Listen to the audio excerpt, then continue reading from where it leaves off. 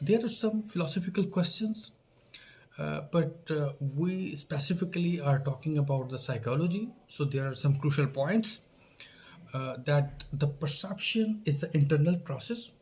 मतलब हम जब किसी चीज़ को देखते हैं तो उसको हम अपने अंदर देखते हैं, हमारा दिमाग देख रहा होता है.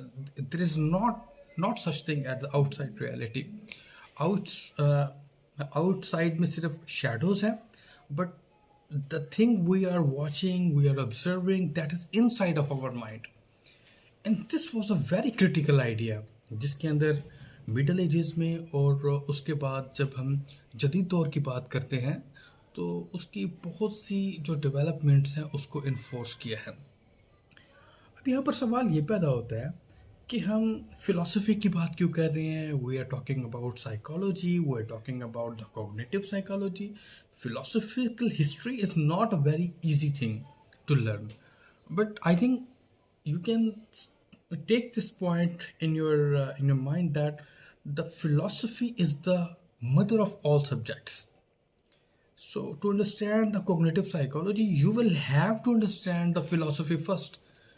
If you're not able to understand the philosophy at the first take, then obviously it will create a lot of problems, because in philosophy 2000 साल पहले की अगर हम बात करें तो उसमें मेंटल फिलॉसफी भी थी. और cognitive psychology, as you know, that it's all about the mental processes. It talks about the notion जिसको हम positivism भी कहते हैं, कि ideas are not internal at all, which is opposite position of Plato. और उससे ये contradict कर रही है कि outside में जो कुछ हमें नज़र आ रहा है वो वैसा ही है. There is no such thing that the outside the world is the shadows and inside of our mind the reality. No, outside of the world, outside जो कुछ हमें नज़र आ रहा है that exists.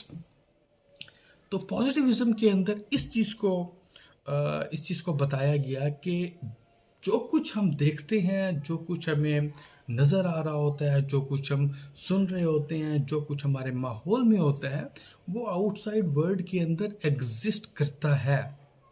We see it as we feel it. हम जो feel करते हैं वही देखते हैं, वही हमारे सामने नज़र आता है. तो इस प्रोसेस को हम पॉजिटिविज्म का नाम देते हैं.